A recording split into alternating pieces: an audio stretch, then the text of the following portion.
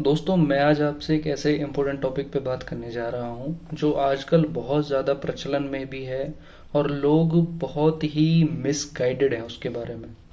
आपने आजकल देखा होगा कुछ सेलिब्रिटीज़ एक महीने के अंदर 10-10, 15-15 किलो वजन कम करके आते हैं। एक महीने के अंदर 15 किलो, 20 किलो वजन कम कर देना, ये आपके शरीर के लिए कैसे हानिकारक है मैं ये बताता हूँ। और वेट कम कैसे करना है, किस वे में करना है, मैं ये बताने वाला हूँ।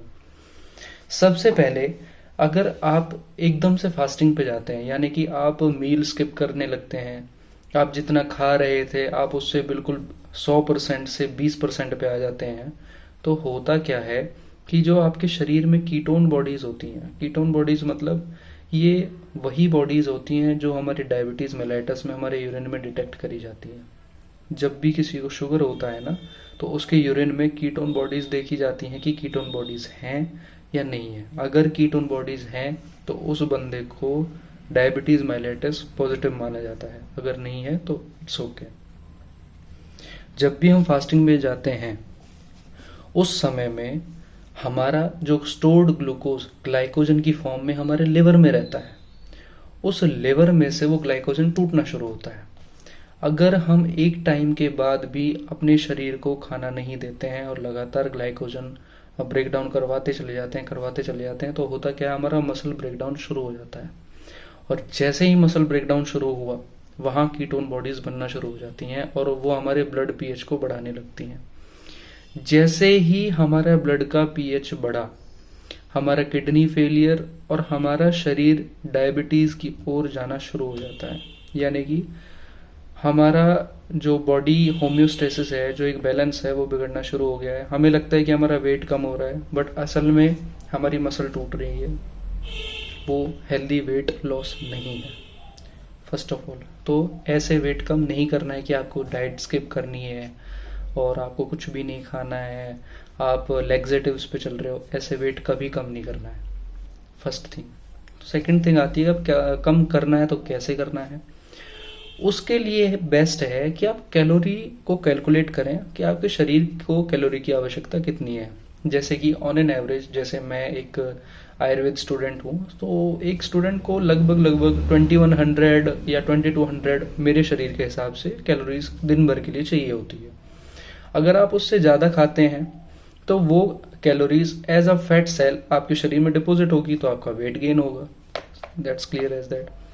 और अगर आप उसमें कोई एक्सरसाइज या कोई भी ऐसी फिजिकल एक्टिविटी नहीं करते हैं जिससे कि वो कैलोरी खर्च हो जाए, तो भी आपका वेट बढ़ना कंसिस्टेंट रहेगा। करना क्या है, सबसे पहले कैलकुलेट करिए कि आपको कैलोरी की नीड कितनी है। उस कैलोरी नीड से थोड़ा सा कम खाइए। मतलब कि अगर आप खा रहे थे 3000, तो आप 2000 कैलोरी के हिसाब से खाइए। यानी कि आप 4 रोटी खा रहे थे तो अब 3 रोटी खाइए। अगले फर्दर ऑन आप 2 रोटी खाइए। आप और खाने की सिर्फ ये बात नहीं है कि आपको खाना ही छोड़ना है, आपको खाने को रिप्लेस भी करना है। खाने को रिप्लेस ऐसे फूड आइटम से करना है जिसमें कैलोरीज ही कम है।